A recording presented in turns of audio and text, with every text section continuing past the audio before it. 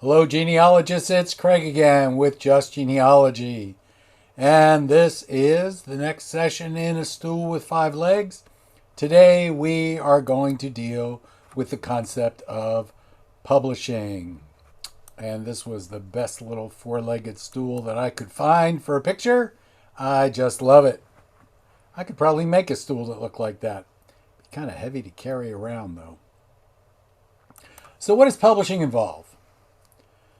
So it involves quality research. Well, we've talked about research before. It has to be organized. We really haven't talked about organized yet. There has to be the correct numbering system. We sort of haven't talked about that yet because the numbering book by NGS is out of print.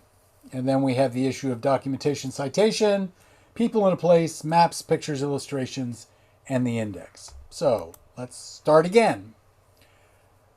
Remember to always rely on others to review your work prior to putting it into print. I just had somebody call me today and say, oh my gosh, there were mistakes.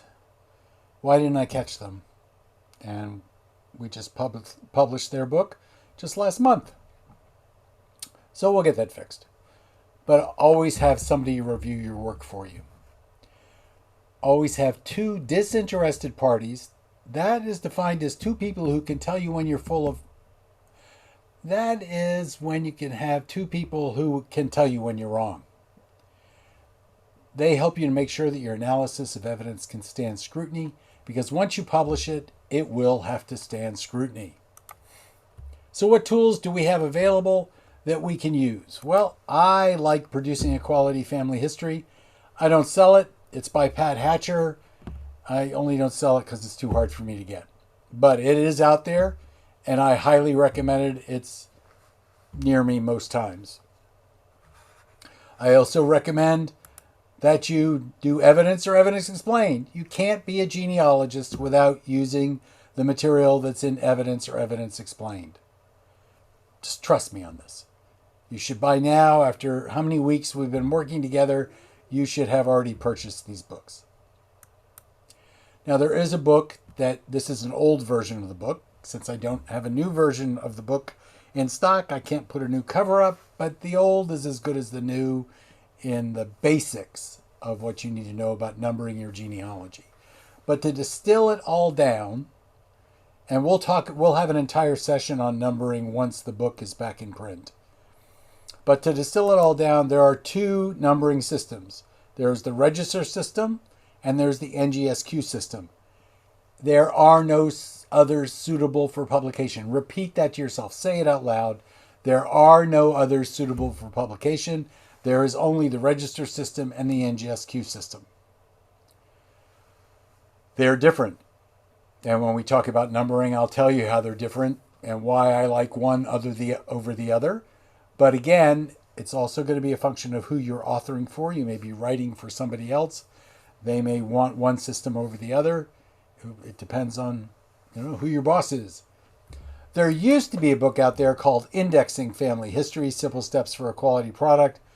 I don't understand why it hasn't been kept in print, but then I haven't asked either. But I found that this book was also helpful because a genealogy or any book that is not indexed is a problem. I'm working right now on indexing a book about the 45 and all the Scots involved in the 45 and what happened to him and that kind of stuff, which brings a whole bunch of different sources all together. A friend of mine put it together before she died, and I'm doing the index for it so we can get it published. It's an alphabetical listing of these guys' names, so it doesn't need an index? Wrong. It needs an index because the entries have other people's names in them.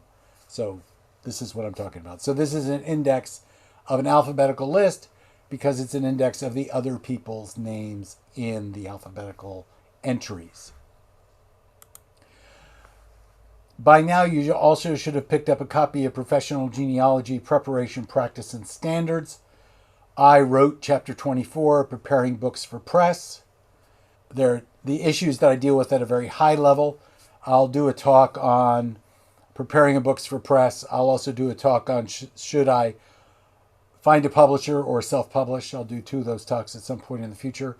Chapter 24 deals at a very high level by high level, I mean I just pulled out the 4 things that are listed in the page and a half of the table of contents of the chapter. So we deal with the basic issues. We talk about designing your book. We talk about choosing a company, whether it's going to be a printer or whether it's going to be a publisher, and we talk about preparing the final copy. And again, these are just the high level headers of that discussion, which goes on for a good number of pages. So one of the questions you have to ask is, am I going to self-publish or am I going to find a publisher? I am a firm believer in self-publishing. If you can, that's how you make money. But self-publishing has a lot of obligations and it's very time-consuming in the long run. Sometimes it's just better to find a publisher, largely because I believe that a publisher normally has better market penetration than you do because they have, if nothing else, name recognition. You want to understand the value of reuse in regards to what you publish. In other words, you may be able to take what you have done before and publish it, and I've done that. What are the pitfalls of publishing contracts? There are some, but I think the largest thing in my mind is never give your copyright away. If the publisher wants your copyright, go somewhere else, only because it's the only way you maintain control. If the book goes out of print and they have your copyright, it may not be brought back into print. And there are certain economics associated with book publishing. A lot of people think that books should be sold cheaply so that everybody can have one. I don't belong to that school of thought. I have a set formula that deals with print production cost times the value, depending on the size of the book, determines what the actual retail price will be. You want to be able to take anything that you've done. In other words, if you've written a series of articles, like I wrote a series of articles on the Whiskey Rebellion and the units from Virginia, at some point I should be able to write a book on the participants in the Whiskey Rebellion from Virginia. I have lectures on Hessians. I should be able to write a book on Hessians at some point. I have done a couple of lectures on Loyalists. I should be able to write a book on how to research Loyalists, although there already is one out there, so I'm not in a hurry.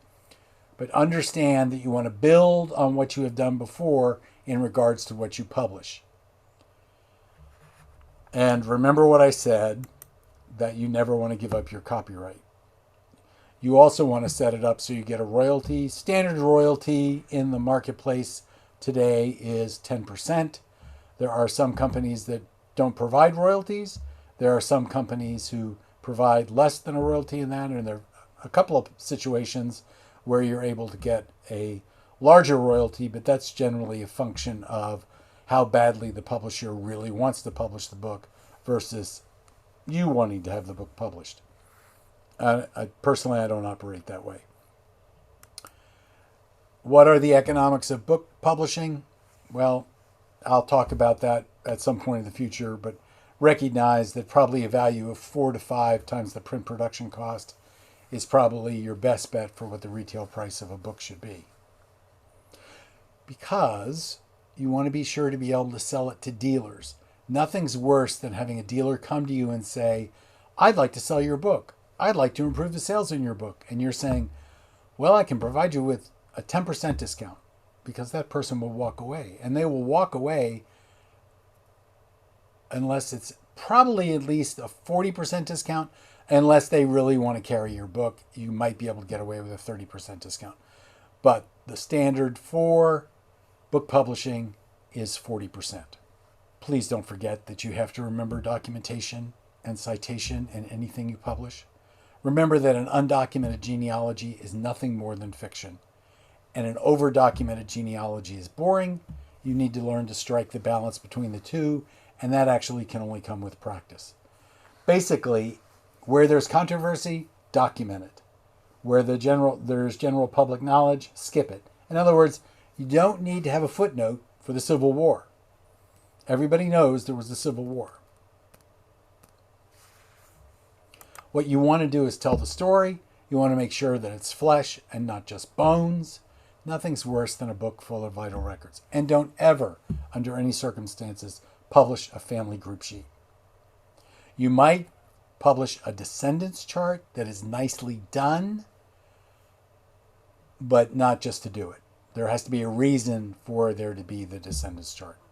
You want to strike the balance between history and your family. Make sure that everything fits with people in a time and place. Tell the story of your ancestors, not just their vital records. Strike a balance between family history and some fictionalized account of your ancestors. You're not writing historical fiction, unless you are. If you identify it as historical fiction, that's something entirely different. Always remember that a book of family group sheets does not tell a story. You want to include as many maps, pictures, illustrations as you can afford to. You want to make sure that they are not so small that you can't see anything in them. In other words, if you've got group pictures, your book has to be bigger than if you've got individual pictures. Always establish a relationship between any artwork or illustrations and your ancestor. A map of the United States doesn't work. You don't need it. If the artwork doesn't help tell the story, it's irrelevant. So a map of the United States might work if they took a wagon train from Virginia to California and you wanted to pinpoint where they stopped along the way, kind of thing. But do you know anybody that actually did that? Sometime in the future we'll talk about book construction, but the basics are that hardback is nice, it's a real book, and if you can generate pre-pub orders to the tune of 500 more, it's feasible. If you can't, you will have cubist furniture for the rest of your life. Perfect binding is fine for this market, 3/4 color up, when the cover is done tastefully. 25 copies is generally minimum amount for perfect binding for a traditional printer, but they're looking more for like 100, 200, that kind of number. 300 is like the minimum for hardcover. With print-on-demand printers today, you can buy one copy. The difference is, in a traditional printer, the more copies you buy, the less the per capita cost. With a print-on-demand printer, the cost is generally always the same, unless you get into thousands. And eventually we'll talk about covers, spines, and paper. Some people are stuck on acid-free paper. Acid-free paper is almost impossible to find in today's market. And acid-free paper, okay, the book will last for 200, 300 years maybe.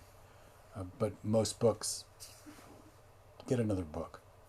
And then size. There are standard sizes, and you'll pay extra for having sizes that are not standard. And basically they're 5.5 by 8.5, 6 by 9, and 8.5 by 11. So if you're doing traditional printing, always get 3 printers to provide you with bids. If you're doing non-traditional printing, meaning print on demand, generally they are the same, but you want to check anyway. Compare Amazon, KDP to Ingram Spark, and then another publisher. I use KDP, I use Lightning Source because I've got so many books instead of Ingram Spark. And I also have a couple of traditional printers that allow me to do things that Amazon and Lightning Source won't allow me to do because they think they're special.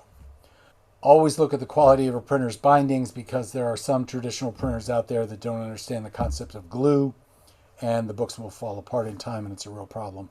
I've got some books right now that I did 20 years ago that the bindings are falling apart because the glue has disintegrated. Paper's fine, but the glue is disintegrated.